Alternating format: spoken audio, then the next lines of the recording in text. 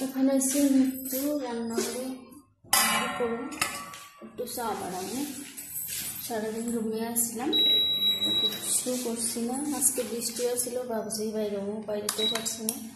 তো সকালে আনছিলাম কাছেই মাংস আনছিলাম সকালে। চা বানাবো। আজকে আমি এখানে মাংস বানাইছি।